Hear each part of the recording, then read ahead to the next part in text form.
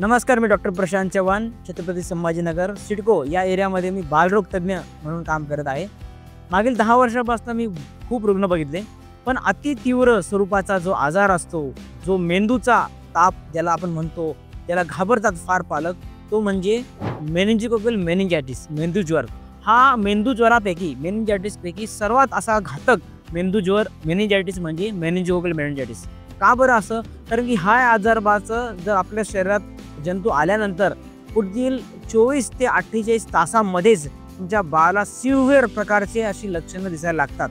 त्यामध्ये बाळाच्या अंगावर रॅश येते आणि लगेच पहिल्या 24 तासामध्ये तो ताप डोक्यात जाऊन बाळाला झटके येतात, बाळ बेशुद्ध होतं आणि तिथून पुढे शुद्ध हरपल्यानंतर बाळाची शुद्ध कधी वापस येईल सांगता येत नाही. या आजाराच्या तीव्रतेवर डिपेंड असतं. त्याच्यामुळे हा असा एक भयंकर गंभीर आजार आहे. हा खूप कमी प्रमाणात मुलांमध्ये दिसतो, पण जर कधी झाला याच्यामध्ये बाळाचा मृत्युमुखी पडण्याचा दर खूप जास्त आहे. आणि जरी बाळ त्या झटक्याच्या या सिरियस प्रकारच्या आजारातून वाचला तर त्या बाळाला इतर काही जे प्रादुर्भाव या आजाराचे राहतात ते राहतात. म्हणजे कसं, त्याला ऐकू येणार नाही, त्याला दिसणार नाही, तर अवयवामध्ये अपंगत्व येऊ शकतं किंवा त्याचे हातपाय बोटं त्या गँग्रीन झाल्यामुळं तोडावं लागू शकतात. तो असा हा भयंकर आजार आहे. पण यापासून आपल्याला जसं कोरोनामध्ये आपण सगळ्यांनी आपला स्वतःचा बचाव केला ते एका व्हॅक्सिनने, तसंच या आजारामध्ये एक प्रादुर्भाव अतिशय इफिशियंट अशी व्हॅक्सिन अवेलेबल आहे.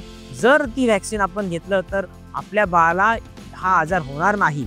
विशेषतः 2 वर्षाखालील मुलांमध्ये आणि ॲडोलसंट मुलं जे असतात, जे 14-15 वर्षानंतरची मुलं असतात, त्यांना ह्या आजाराचा प्रादुर्भाव जास्त होतो.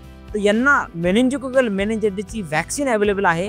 सध्या मेनिंजिकोकल मंथ आपण सेलिब्रेट करत आहे, त्यामध्ये ही पालकांना आम्ही माहिती देत आहे.